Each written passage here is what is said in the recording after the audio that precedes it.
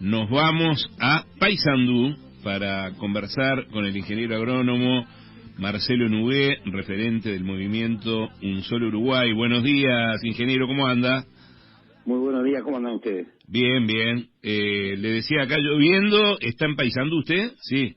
Sí, en Paysandú. Sí, acá todavía no, la lluvia está anunciada para mañana acá. Hoy está nublado, pero sin agua todavía. Bien. Tampoco le llegó el humo, ¿no? De la Argentina. No, nada. Ni las langostas tampoco. Tampoco, se quedan del otro lado del río. Por suerte, dentro de todo, no hay algunos males que todavía no llegaron. Bien, bien. En ese sentido hay que destacarlo como bueno. Las cifras del coronavirus también controladas. Sí, acá Paysandú en todo este pedido básicamente ha tenido casos importados, digamos, y no sé, no hay una circulación social del virus, siempre con uno o dos casos, pero todo muy controlado, por suerte. Claro. Nube, hoy es un día donde aquí en la ciudad no hay un alma, no hay nadie en las calles, un feriado no laborable. No sé, quizá más tarde haya un poquito de movimiento, pero ¿qué pasa en el campo? ¿Sigue la actividad? ¿Qué hacemos con las vacas, por ejemplo, en un tambo? Y acá la gente en el medio rural, bueno, obviamente los tambos trabajan casi que normalmente, la agricultura trata de suspender estos días la actividad, respetando y tratando también de disfrutar del feriado no laborable, Uh-huh. pero bueno, todo lo que está vinculado a la actividad de producción animal tiene movimiento, porque bueno, los animales hay que atenderlos todos los días. Se trata de bajar un poco la actividad, pero siempre algo se hace. Se mueve.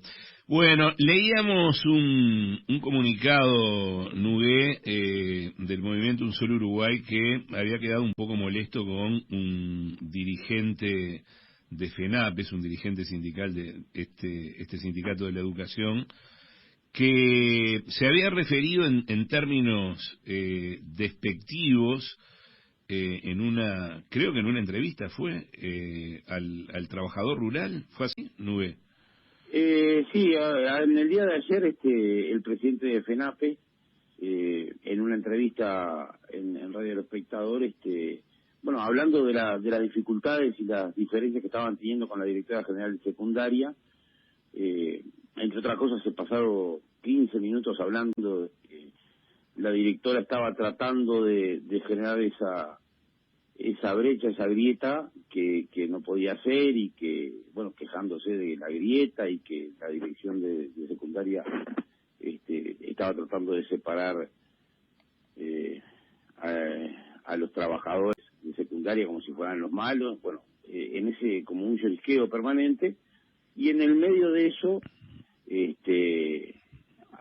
hacia que secundaria no es ni un feudo, ni una monarquía, ni una estancia donde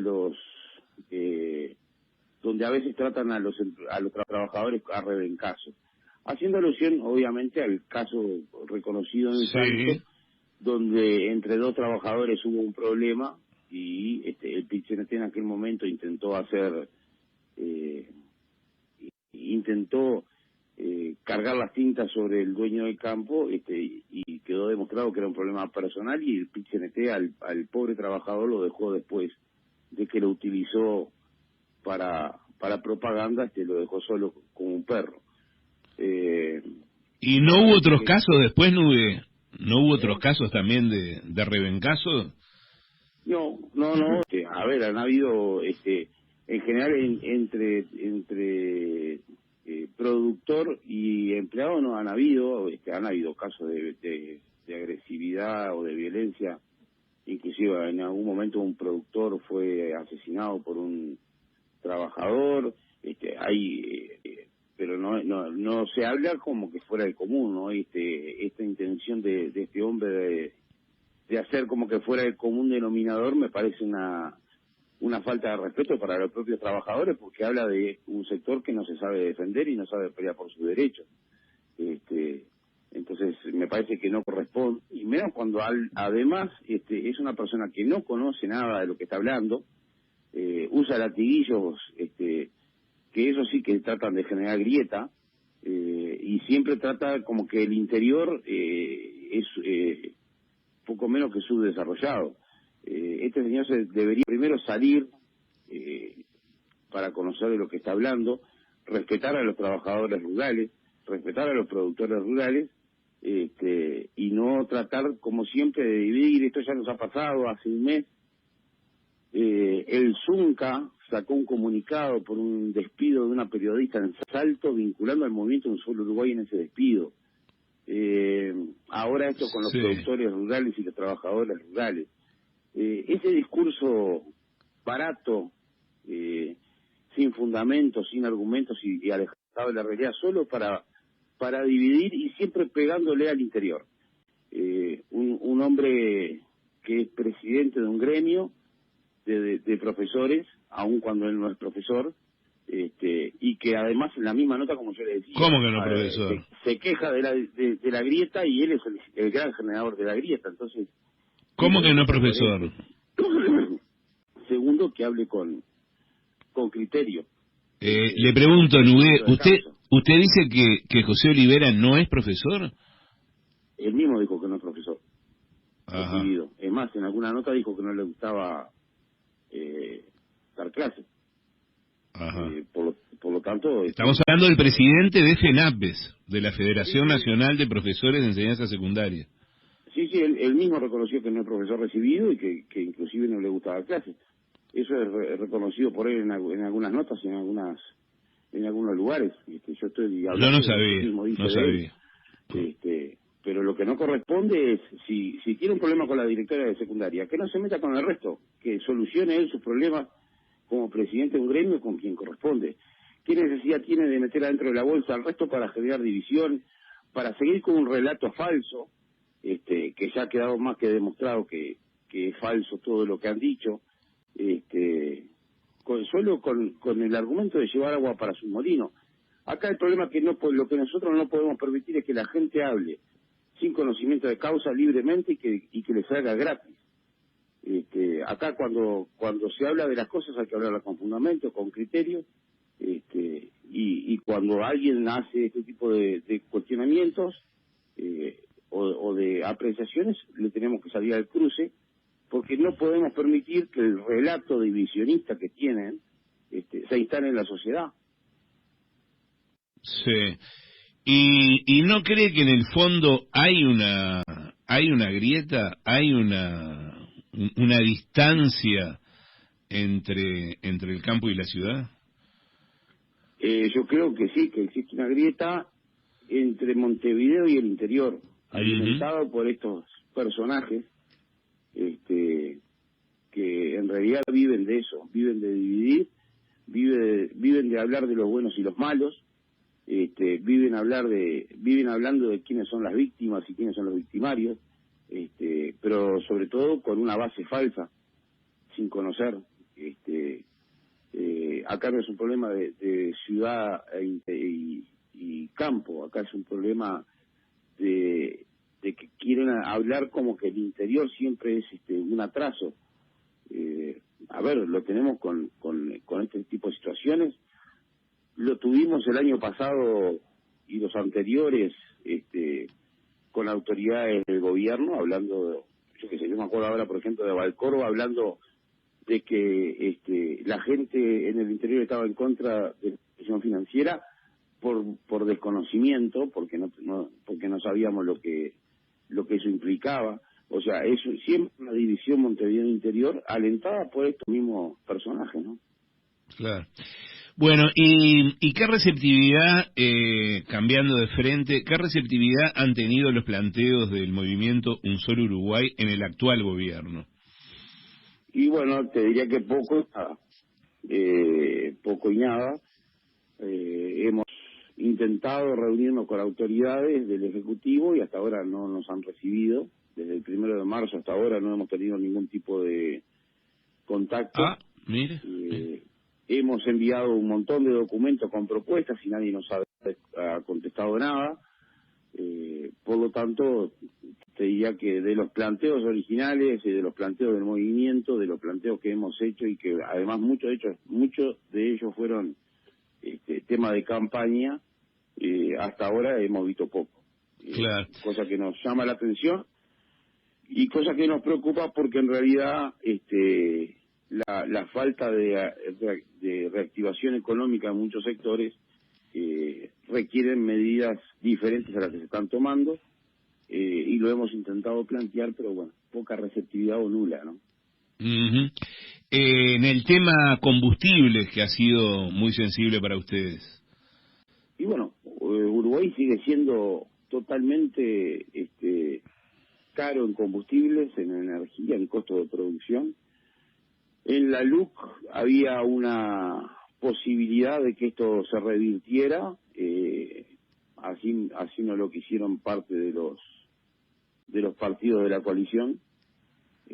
Por lo tanto, vamos a seguir con un valor de combustible totalmente desfasado de la región, teniendo un transporte caro, teniendo una producción agropecuaria cara, una industria cara, y eso ya sabemos, porque lo hemos vivido desde el 2014 hasta ahora. Lo único que genera es cierre de empresas, pérdida de fuente de trabajo, para defender la joya de la abuela. En definitiva, acá lo que se intentó fue, negando la desmonopolización, cuidar la joya de la abuela a costa del resto de la sociedad.